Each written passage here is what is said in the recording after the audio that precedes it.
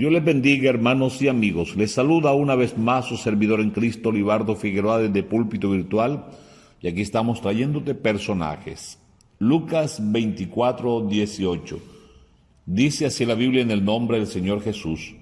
Respondiendo uno de ellos, que se llamaba Cleofas, le dijo: ¿Eres tú el único forastero en Jerusalén que no ha sabido las cosas que en ella han acontecido en estos días? Santo Dios, glorioso y sublime eres, digno de todo reconocimiento y alabanza. Háblanos nuevamente, te lo suplico, conforme sea tu voluntad. En el nombre del Señor Jesús. Amén. Bien, hablemos de Cleofas. Cleofas es uno de esos discípulos que le gusta vivir, sentir la palabra de Dios, que expresan lo que sienten, que no le gusta guardarse nada. Y dice en el versículo 13 que ese mismo día 2 de los seguidores del Señor Jesús salieron de Jerusalén para Emaús. Emaús era un pueblo que quedaba a unos 11 kilómetros de Jerusalén. Y en la trayectoria del recorrido de esos 11 kilómetros, Cleofas y el otro compañero que va con él, del cual no se revela su nombre, llevan una conversación. Y la conversación que llevan es acerca de todo lo que había acontecido con el Señor Jesús. Este primer punto de reflexión quiero invitarlos a considerar. Qué bueno en medio de nuestro recorrido al camino de Emaús, porque todos los días recorremos un trayecto hacia Emaús. Nuestro tema de conversación sea el Señor Jesús. Que no sea el gobierno, que no sea el COVID, que no sean quejas unos contra otros, que no sea lo negativo de nosotros, sino el tema del Calvario, el tema del Señor Jesús.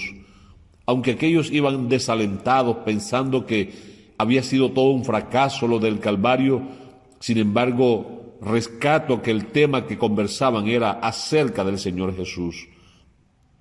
Y eso sí que nos debe interesar a nosotros, porque mientras ellos iban apesadumbrados y hablando del Señor Jesús, ¿sabe quién se les unió en la caminata? Precisamente el Señor Jesús. Dice el versículo 14, mientras conversaban de todo esto, lo que había pasado, Jesús se les acercó y empezó a caminar con ellos.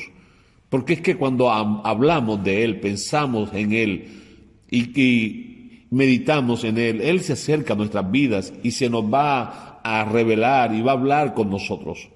Comenzó a hablar con ellos y a interesarse por el tema, y es cuando Cleofas le dice: ¿acaso tú no sabes lo que ha pasado en Jerusalén?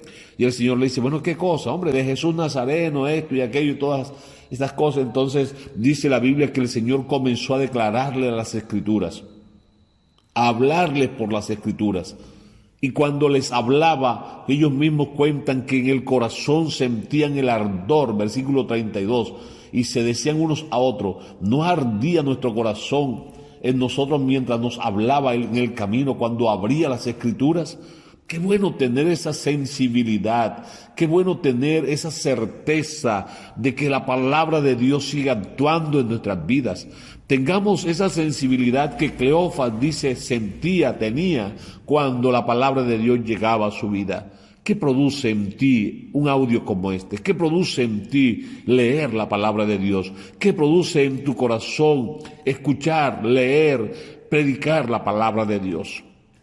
Si no hay sentimiento alguno, si no hay la más mínima manifestación de impacto de la palabra de Dios, entonces tú en el camino de Emaús necesitas que el Señor te abra el entendimiento. Dice el versículo 31, entonces les abrió los ojos y le reconocieron.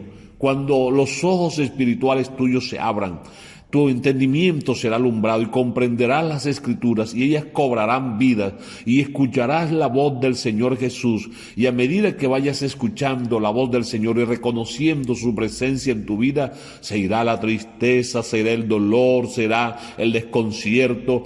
Todo cobrará vida, todo cobrará color, será diferente. Preocúpate cuando la palabra de Dios no te conmueva. A mí me apasiona, es lo único que me mueve, la pasión por compartir la palabra de Dios. No importa que sea apreciado o despreciado, eso no me importa. Quiero hablar del Señor Jesús hasta el último día de mi vida.